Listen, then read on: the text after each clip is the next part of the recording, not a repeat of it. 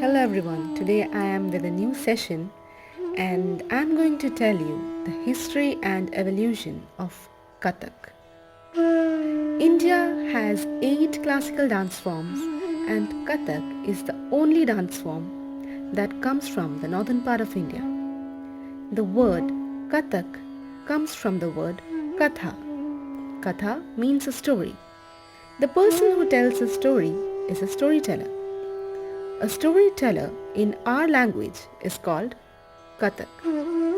The person who performs Kathak is called Kathakar.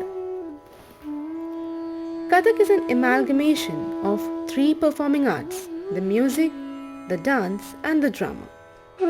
When these 3 merge, Kathak is born. The evolutionary process of Kathak is very interesting. It started as a folk dance. Kathak dancers used to go from one village to another, telling stories about what they had seen and passing on this information from one segment of the society to the another. They used to carry instruments like sarangi, pakashan, tabla, whichever they preferred. Later on, the pandits in the temple invited these Kathakars to come and narrate the stories within the boundaries of the temple. Here, the context or the content of what was being said and danced too changed. Pandits gave them Purans, the Vedas, stories of Mahabharata and Ramayana. Once they entered the boundaries of the temple dancing was introduced. Here, dance was mythologically oriented. The focus was on gods and goddesses like Krishna, Rama, Sita, etc. etc. With the coming of the Mughals, these Kathakars were invited to the Mughal courts. Once again the philosophy changed, the content changed, literature changed. Mughals wanted to use dance more for the entertainment rather than the spirituality.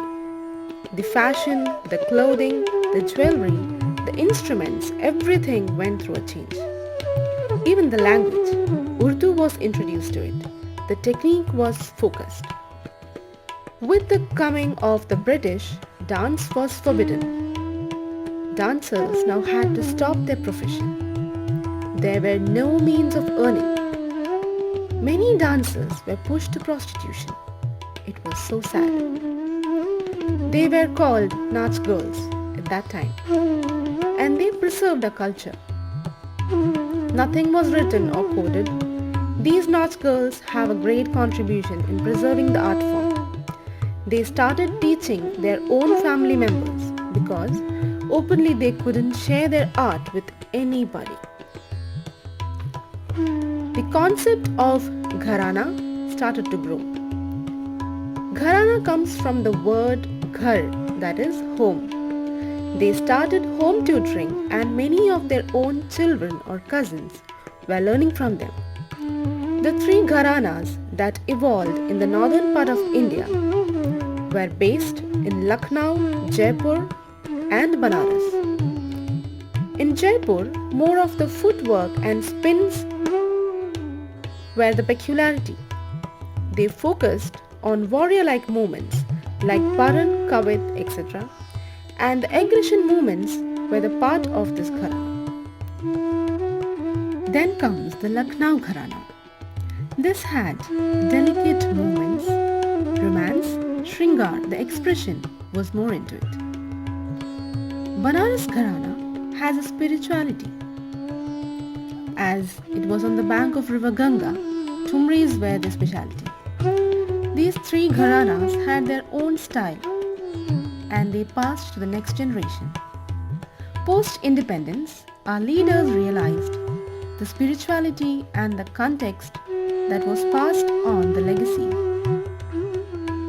was passed down from generation and it needed to be nurtured.